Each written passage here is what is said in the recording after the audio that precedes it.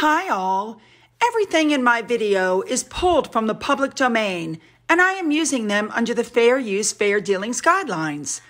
Everything I say is my own opinion. You should look into this information for yourselves, but I'm pretty sure I'm right. Hi guys. Okay, this is going to be one of my shorter videos. You guys remember back in the day when I used to put up videos that were just 6-7 minutes long? That's going to be one of these. Let's just get in there, get that information out, and get out. Shall we? Let's go. Charles and Camilla hosted a royal lunch at Windsor Castle. Of course, we didn't see any pictures of Prince William or Princess Catherine coming or going because they already lived there.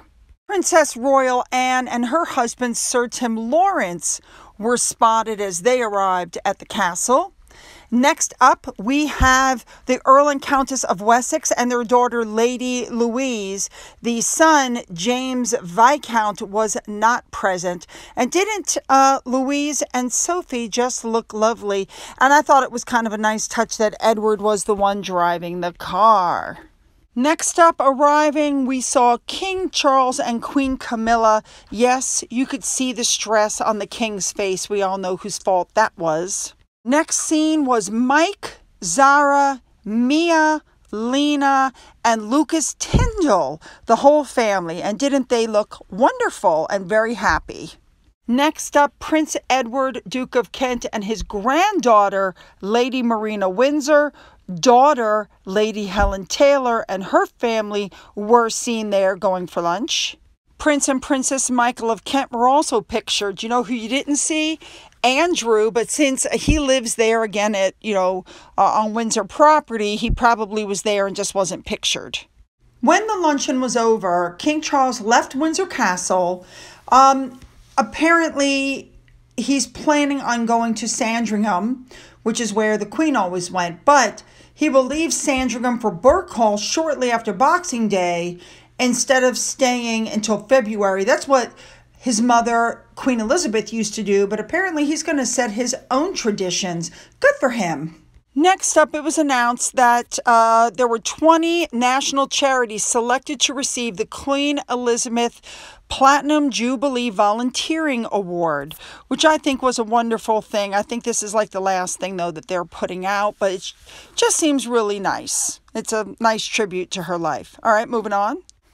All right, everybody noticed that Harry and Meghan took pictures at the Queen's cottage for the Netflix show, and it's being reported that Princess Beatrice is the one who gave them permission to do so.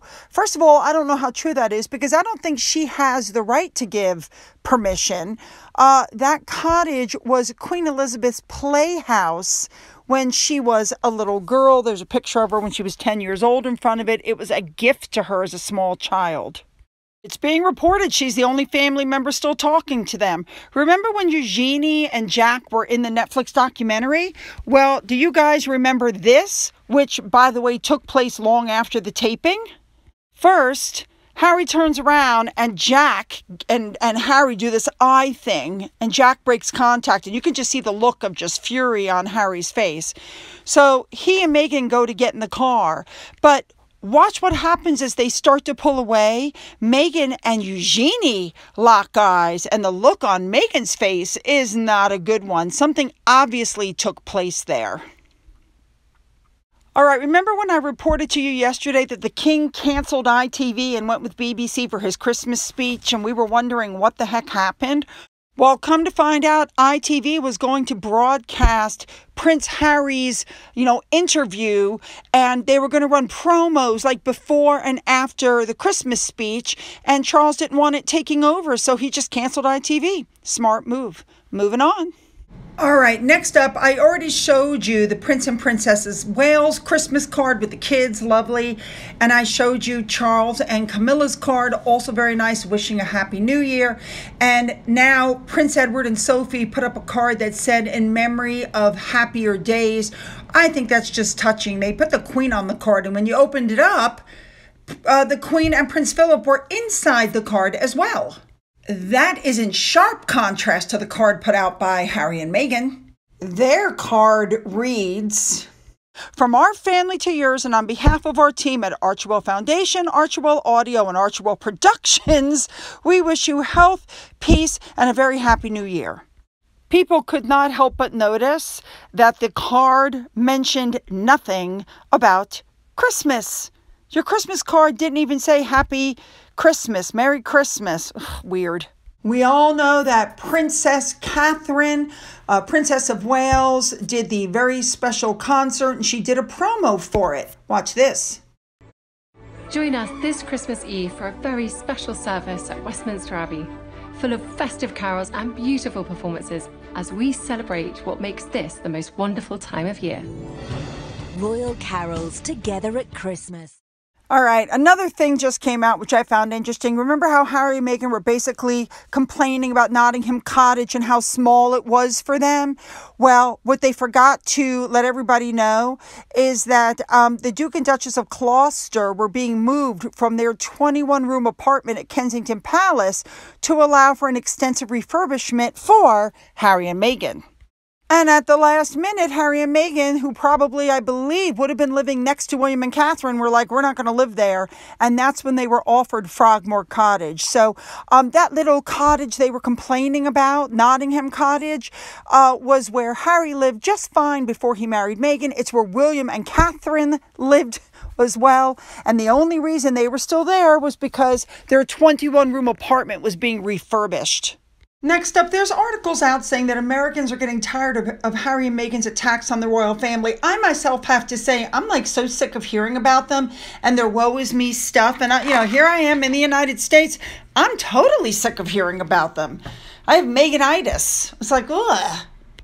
And I have to say, every time they attack the royal family, they tarnish themselves and the royal family looks better to me. All right, moving on next. King Charles is being hailed, supposedly, for outplaying Harry and Meghan, because here's what it comes down to. He's not responding, and he said, yeah, you can come to the coronation. And then we know Harry and Meghan have demanded an apology, and the palace has said, yeah, give us your own faults first. Well, that will never happen. So basically, he's outplayed them. I have to say that's really smart. Now, the last thing I want to talk about is the New Zealand Prime Minister. That office quickly squashed any ties with Harry and Meghan and issued a statement that said that in early March of 2019, she was asked by the Mandela Foundation to participate in a project to help develop accessible resources on key attributes of leadership targeted at aspiring young leaders around the world based on a 1-hour interview. And she said, originally we were told the outputs would be printed in digital books and short films and whatever. So she was interviewed November of 2019.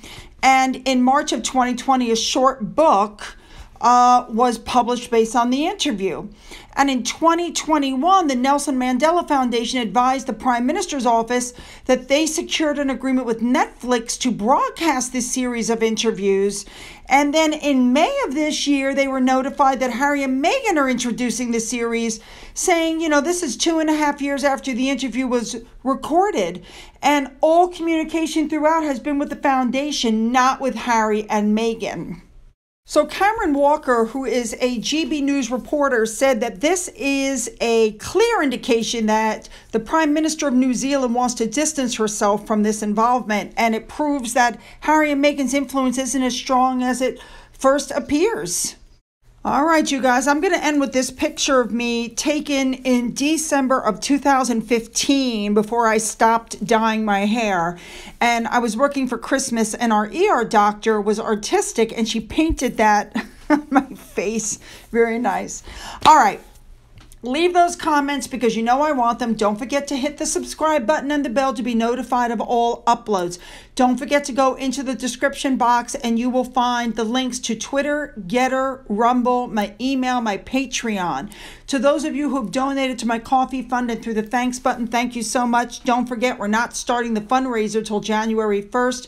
And for everybody, I hope you have a great day.